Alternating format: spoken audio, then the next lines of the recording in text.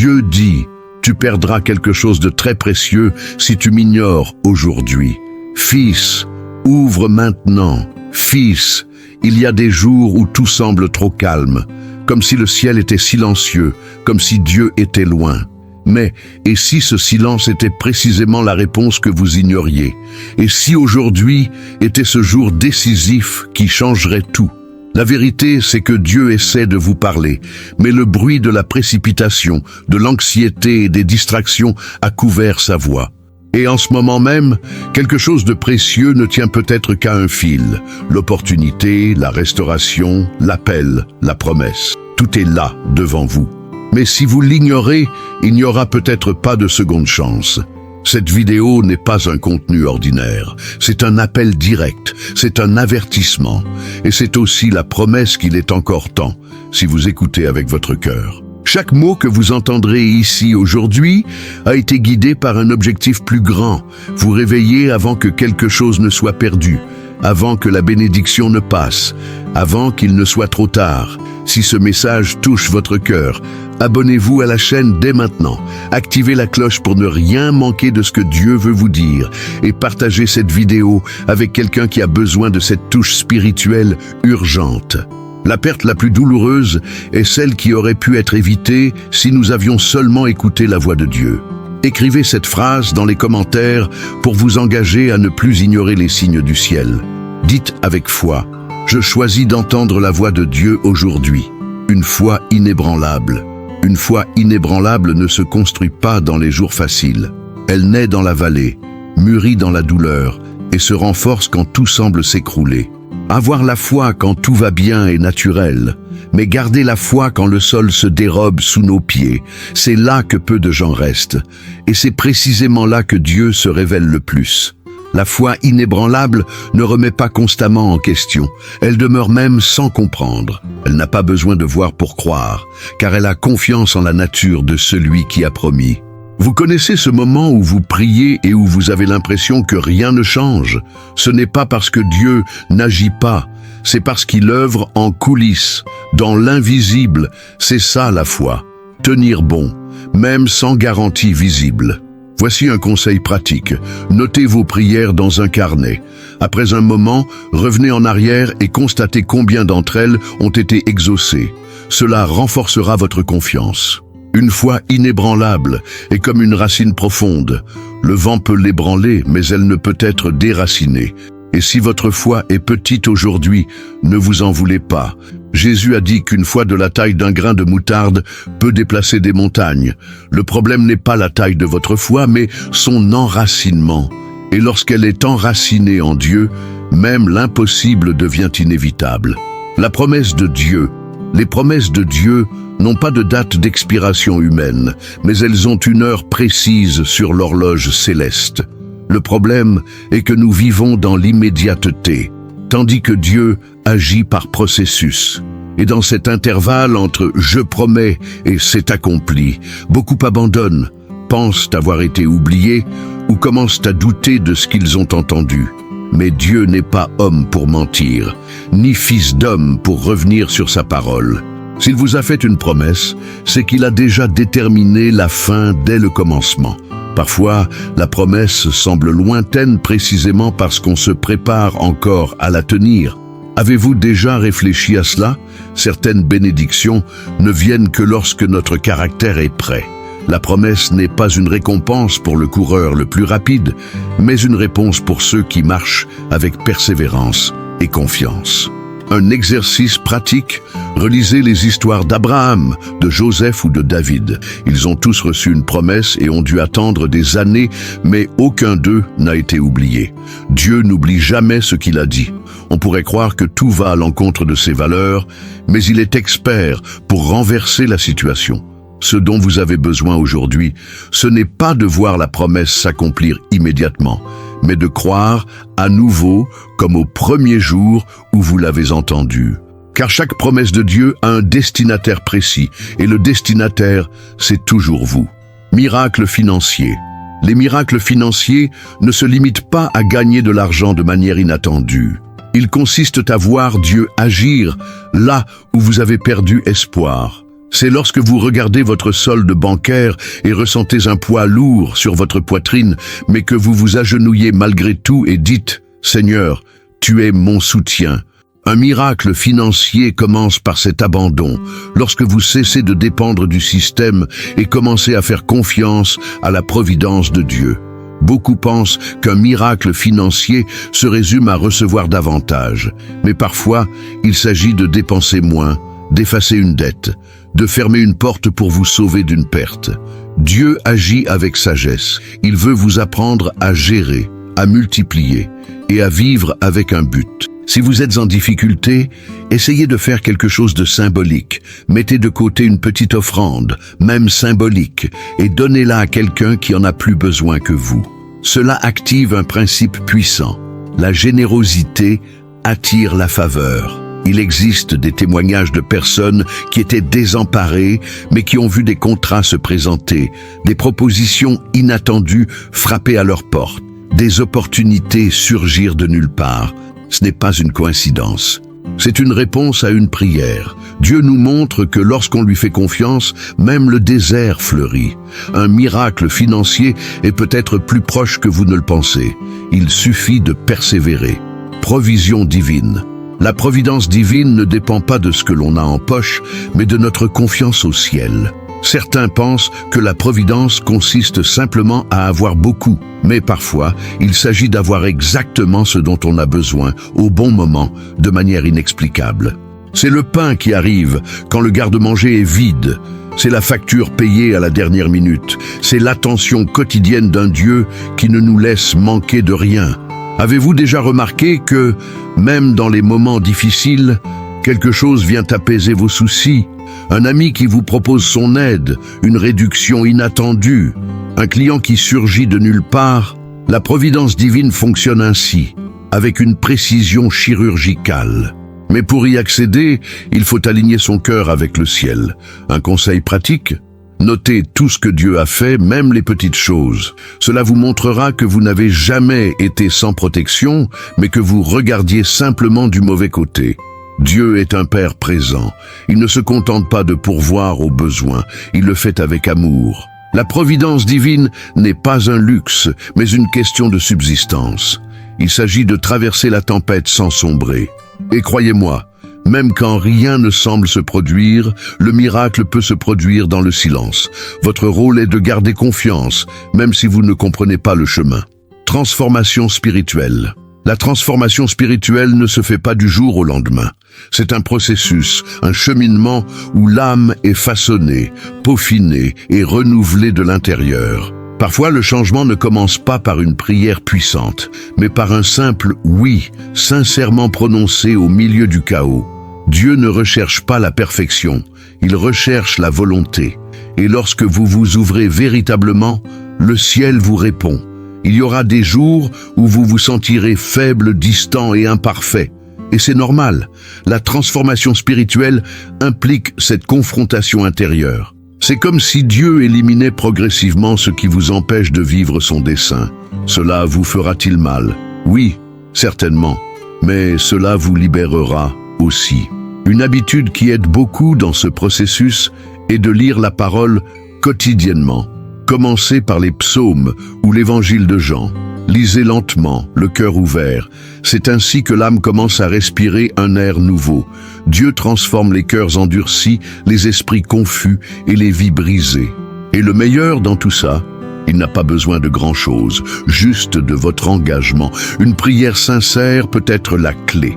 La transformation spirituelle ne consiste pas à devenir un saint modèle, mais plutôt à vivre avec la conscience de la présence de Dieu dans chaque détail. Et lorsque cela se produit, rien ne reste comme avant. Guérison physique, émotionnelle et spirituelle. La guérison ne se résume pas à l'absence de douleur. C'est lorsque ce qui vous a blessé ne vous paralyse plus. La véritable guérison va au-delà du corps. Elle atteint le cœur blessé, les souvenirs non résolus et même les blessures invisibles. Parfois, ce qui fait le plus mal n'est pas ce qui s'est passé, mais ce qui a été gardé à l'intérieur. Et Dieu, par sa miséricorde, touche précisément ces recoins cachés. Là où la médecine ne peut pas atteindre, la guérison spirituelle atteint. Vous attendez peut-être même une guérison physique, et elle peut arriver. Dieu accomplit encore des miracles, restaure encore des organes, surprend encore avec ses diagnostics.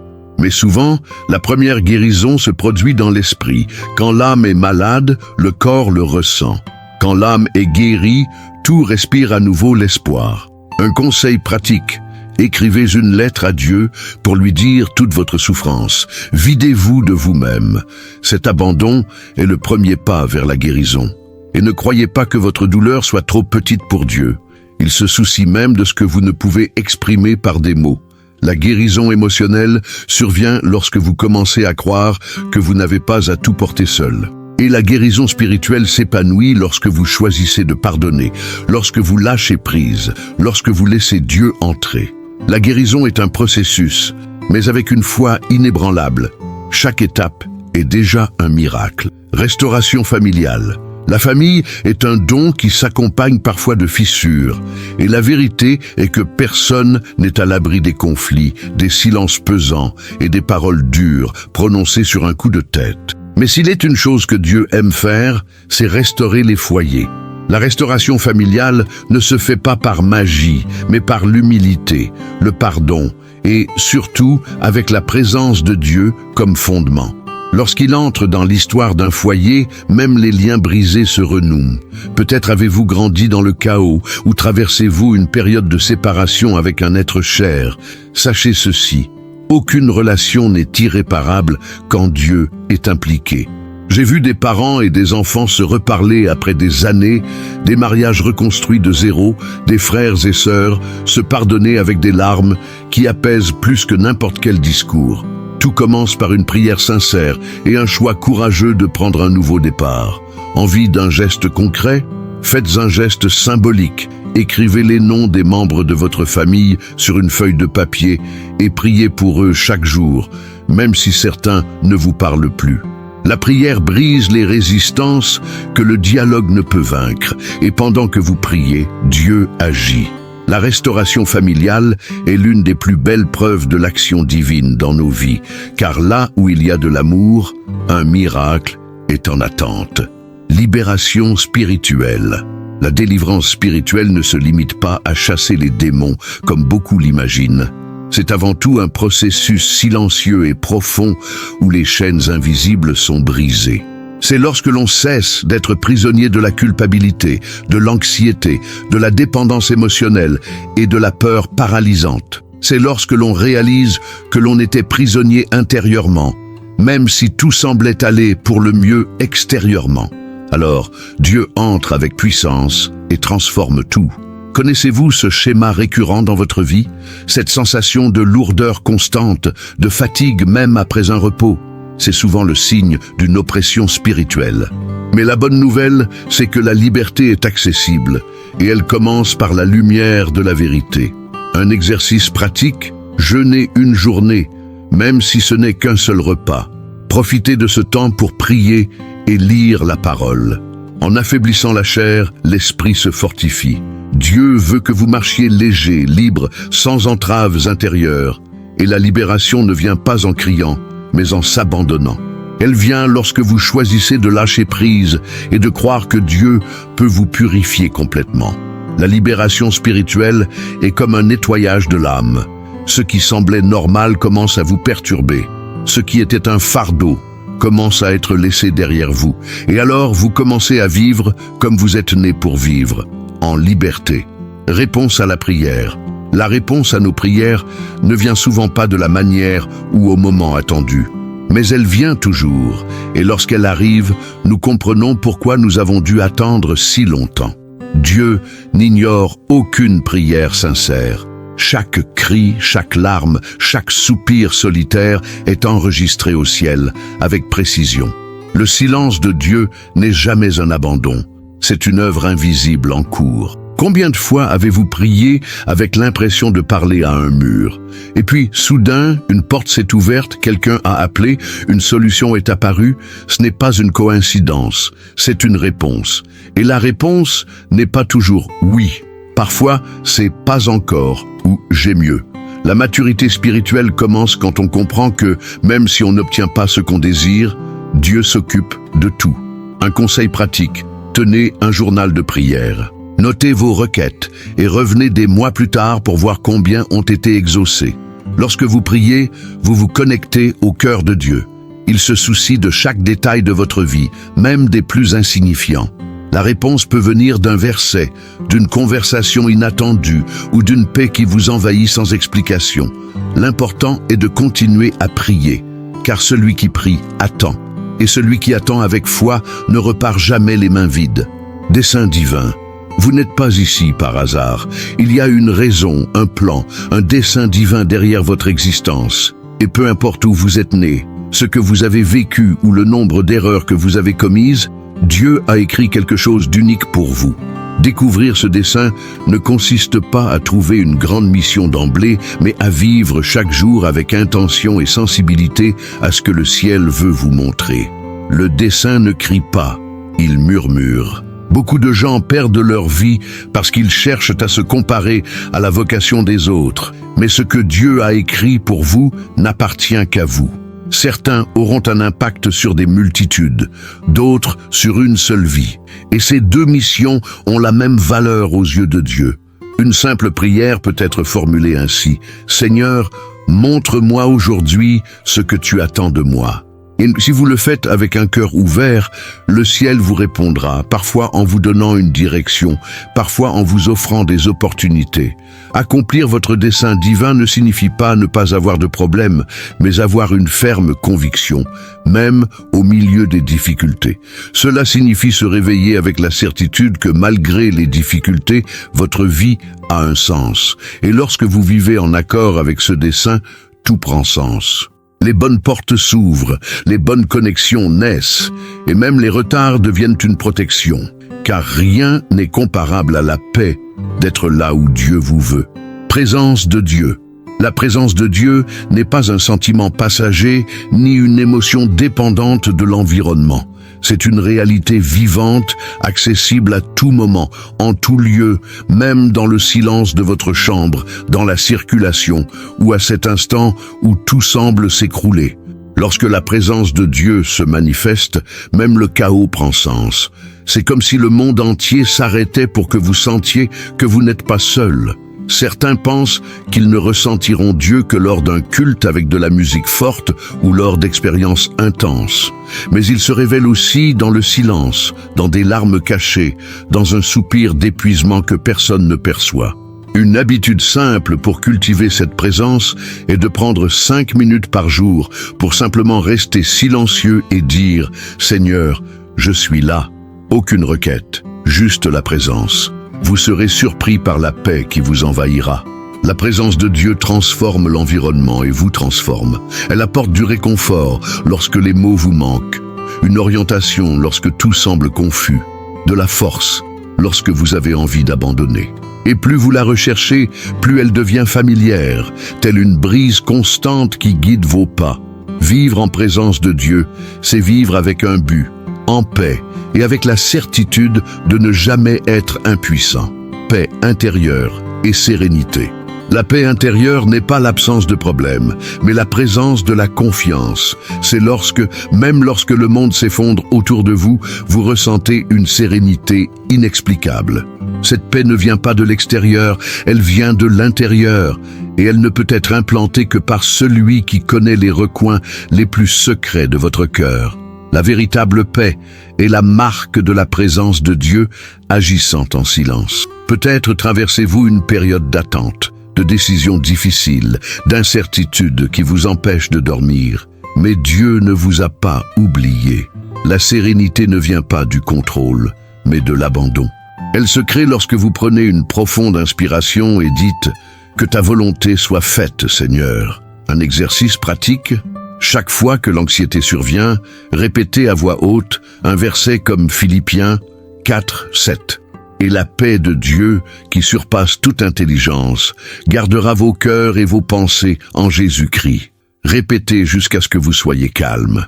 La paix intérieure n'est pas un luxe, c'est une promesse.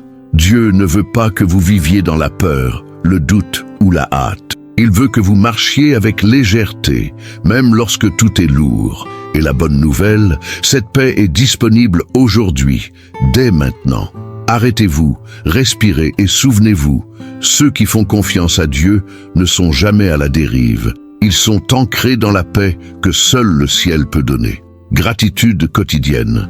La gratitude quotidienne est l'une des habitudes les plus puissantes que l'on puisse développer, et aussi la plus transformatrice. Non pas parce qu'elle change votre situation, mais parce qu'elle vous transforme. Lorsque vous commencez à être reconnaissant pour ce que vous avez, même s'il vous manque encore beaucoup, quelque chose change en vous. Votre âme s'aligne avec le ciel, et votre cœur commence à voir la vie avec plus de légèreté. La gratitude est la foi sous forme de reconnaissance. Beaucoup de gens se réveillent en pensant à ce qu'ils n'ont pas, à ce dont ils ont besoin et à ce qui n'a pas encore fonctionné. Et si on changeait cela? Commencez votre journée en étant reconnaissant pour 3 choses simples. L'air que vous respirez, la nourriture que vous avez et la possibilité de prendre un nouveau départ. Cela peut paraître insignifiant, mais cette habitude vous permet de vous concentrer sur ce que vous avez déjà comme bénédiction. Écrivez simplement 3 phrases de gratitude dans un carnet. Avec le temps, votre esprit deviendra un terrain fertile pour d'abondantes bénédictions. Il ne s'agit pas de se reposer sur ses lauriers, mais d'être conscient. La gratitude ne consiste pas à accepter le peu, mais à reconnaître la multitude de choses qui existent déjà, tandis que l'on avance vers le nouveau. Dieu honore les cœurs reconnaissants. Ils deviennent des canaux pour la providence divine et pour la manifestation de miracles. Car ceux qui sont fidèles dans les petites choses reçoivent bien plus qu'ils ne l'imaginent. La direction et la sagesse de Dieu. Le chemin le plus rapide n'est pas toujours le bon. Parfois, ce qui apparaît comme une opportunité se révèle être un piège. Et ce qui semble être un retard est en réalité une protection. C'est pourquoi rechercher la direction et la sagesse de Dieu doit être une habitude et non une simple solution d'urgence. La sagesse divine ne suit pas la logique humaine. Elle voit ce que les yeux ne voient pas et comprend ce que le cœur ne saisit pas encore. Avant de prendre une décision, arrêtez-vous et demandez-vous « Seigneur, est-ce que cela vient de toi ?» Cela peut paraître simple, mais ce genre de prière a sauvé de nombreuses personnes de pièges déguisés en bénédictions. Une mesure pratique? Lisez le livre des Proverbes quotidiennement, un chapitre par jour, pendant 1 mois. C'est comme une carte pratique de la sagesse spirituelle pour la vie réelle. Vous serez surpris de voir à quel point cela s'applique à votre quotidien. La direction divine est plus qu'une réponse. C'est une sécurité. C'est savoir que même lorsque le chemin paraît étrange, on n'est pas perdu. On est guidé. Et lorsque l'on marche sous cette direction, il n'y a pas d'erreur définitive, car même les déviations deviennent une leçon. Dieu veut vous donner la sagesse, non pas pour que vous vous sentiez plus sage, mais pour que vous puissiez vivre avec légèreté, détermination et clarté.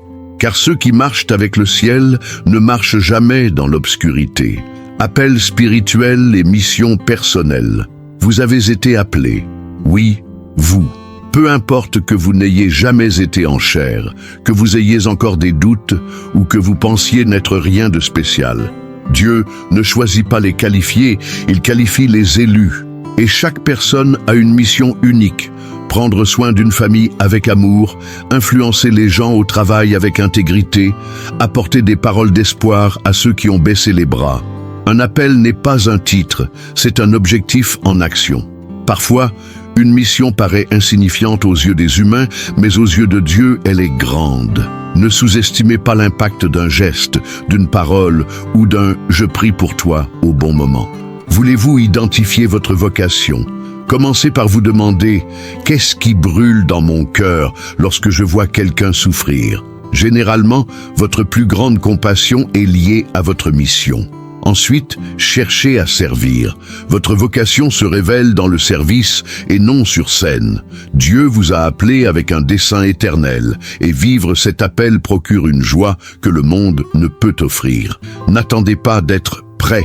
Commencez dès maintenant, tel que vous êtes. Le ciel aime les cœurs ouverts, car lorsque vous répondez à l'appel, tout se met en place. Les dons s'activent, les portes s'ouvrent, et même les combats prennent un sens nouveau. Une mission personnelle, c'est marcher avec Dieu sur un chemin que vous seul pouvez suivre. Combat spirituel et protection contre le mal. Une guerre invisible fait rage chaque jour, et ce n'est pas une fiction. C'est le combat spirituel entre la lumière et les ténèbres, entre ce qui vous rapproche de Dieu et ce qui tente de vous éloigner de lui. Et sur ce champ de bataille, ignorer la guerre ne vous en libère pas. L'ennemi se fiche de savoir qui est sur le banc, mais il se soucie profondément de savoir qui est en déplacement. C'est pourquoi il est essentiel de comprendre que la vie spirituelle exige de la vigilance. Mais ne vous inquiétez pas, ne vivez pas dans la peur, vivez préparé. La protection contre le mal ne vient pas de la force de votre bras, mais de l'intimité avec Dieu. L'armure spirituelle décrite dans Éphésiens 6 n'est pas symbolique, elle est nécessaire. La prière constante, le jeûne régulier, la lecture de la parole, autant d'armes. Et elle fonctionne. Une mesure concrète? Commencez votre journée en récitant des versets à voix haute, comme si vous teniez une épée. Cela change l'atmosphère. Le combat spirituel n'est pas toujours bruyant. Il se manifeste parfois par la résistance à la pensée, par le péché surmonté en silence, par le bon choix que l'on fait même sans que personne ne nous regarde. Et chaque petite victoire est célébrée au ciel. Dieu ne se contente pas de combattre pour vous. Il vous forme à la victoire, car ceux qui marchent avec lui ne craignent aucun mal. Ils se tiennent debout avec autorité et marchent sous la protection divine. Ouvrir des portes et des opportunités. Quand Dieu décide d'ouvrir une porte, personne ne peut la fermer. Et lorsqu'il la ferme, c'est une protection, même si, sur le moment, cela ressemble à de la frustration. Ouvrir des portes et des opportunités n'a rien à voir avec la chance ou l'influence humaine, mais avec l'action stratégique du ciel dans votre vie. Il y a des portes dont vous ignoriez l'existence, mais elles s'ouvrent grâce à votre foi inébranlable. La question est, êtes-vous prêt à intervenir dès qu'elle s'ouvre? Car parfois l'occasion se présente, mais elle se présente à un cœur non préparé, à un esprit empli de peur ou à un esprit distrait. Une démarche concrète? Commencez à agir comme si la porte s'ouvrait déjà. Organisez-vous, étudiez, priez avec intention, préparez votre structure intérieure. La foi se manifeste aussi dans la préparation. Et rappelez-vous, Dieu ne travaille pas sans possibilité. Il est expert pour créer des chemins où personne ne voit d'issue. Ce vide inattendu, cette invitation improbable, cette ressource qui surgit à la dernière seconde, tout cela peut être sa main en action. Quand on fait confiance et qu'on prend position, l'impossible se plie. Car ceux qui marchent avec Dieu ne dépendent pas des pressions humaines. Ils franchissent des portes ouvertes par le Créateur lui-même. Renouveau de l'espoir et du courage. Tout le monde a des jours où l'âme se sent fatiguée. Parfois, ce n'est même pas de la tristesse. C'est juste un épuisement silencieux, comme si l'espoir s'était érodé au fil du temps. Et c'est précisément dans ces moments-là que Dieu veut renouveler votre esprit. Le renouveau de l'espoir ne vient pas de l'extérieur, il vient d'en haut. Il ne dépend pas d'une bonne nouvelle, mais de la certitude que celui qui l'a promise garde le contrôle. Avez-vous déjà remarqué comment, même dans les pires moments, un petit quelque chose peut raviver votre foi? Un verset lu par hasard, un message inattendu, un rappel que vous avez déjà gagné d'autres batailles. C'est le Saint-Esprit qui insuffle la vie à ce qui semblait n'être que cendre. Exercice pratique. Écrivez sur un morceau de papier 3 raisons pour lesquelles vous croyez encore en des jours meilleurs. Lisez ce papier chaque matin. Il vous rappellera que tout n'est pas perdu. Dieu ne vous a pas créé pour vivre en pilotage automatique. Il veut vous élever, vous restaurer et vous redonner des forces. Un esprit renouvelé se manifeste lorsque vous choisissez de vous lever, même fatigué, de prier, même quand vous n'en avez pas envie, de sourire, même quand vous êtes en difficulté. C'est cette foi inébranlable qui fait bouger les cieux. Et lorsque l'espoir renaît, même le pas le plus lourd devient plus léger. Car ceux qui s'attendent au Seigneur trouvent toujours un souffle nouveau pour continuer. La confiance au milieu de l'adversité. Avoir confiance quand tout va bien est facile. Difficile de garder la foi ferme quand le sol s'effondre, que les réponses ne viennent pas et que le silence de Dieu semble assourdissant. Mais c'est précisément à ce moment-là que naît la véritable confiance, dans l'obscurité, l'incertitude, l'invisible. L'adversité n'est pas un signe d'abandon, elle est souvent un terreau fertile pour les miracles. Dieu ne vous envoie pas dans la tempête pour vous noyer, mais pour vous apprendre à marcher sur l'eau. C'est dans les jours difficiles que l'on découvre la profondeur de sa foi. Quand toutes les solutions humaines échouent, on commence à entrevoir des solutions divines. Et elles existent bel et bien. Un conseil pratique. Écrivez à un endroit visible la phrase « Même sans comprendre, j'ai confiance ». Lisez-la les jours où votre âme a envie d'abandonner. Cela reprogrammera votre concentration, de la douleur à la confiance. Dieu n'ignore pas vos difficultés. Il est présent dans les détails, même s'ils semblent cachés. Et lorsque vous faites confiance au milieu de l'adversité, vous activez le ciel. Des miracles se produisent, des portes s'ouvrent, la paix vous envahit. Car Dieu n'abandonne jamais ceux qui décident de faire confiance, même les larmes aux yeux. Il honore chaque pas de foi, surtout ceux accomplis au cœur des ténèbres. Alliance avec Dieu et relation intime. Une alliance avec Dieu va bien au-delà de la simple présence aux offices religieux ou de la prière. Une alliance est un engagement.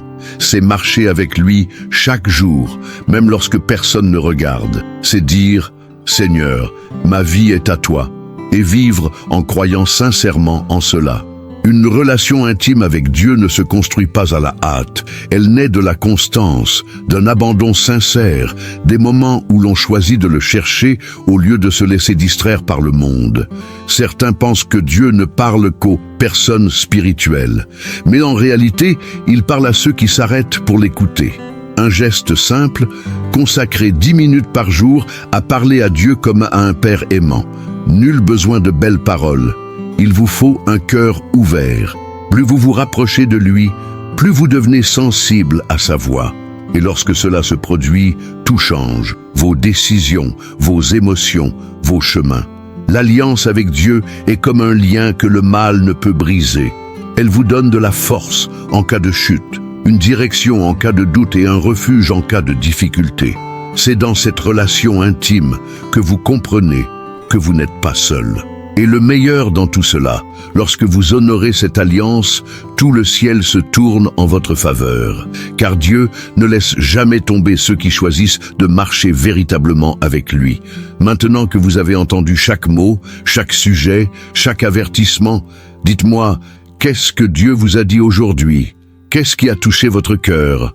Car rien de tout cela n'était le fruit du hasard. Ce message vous est parvenu comme une réponse à une prière, comme une confirmation de quelque chose que vous ressentiez déjà intérieurement, mais que vous n'aviez peut-être pas encore le courage d'admettre. La vérité, c'est que Dieu vous appelle.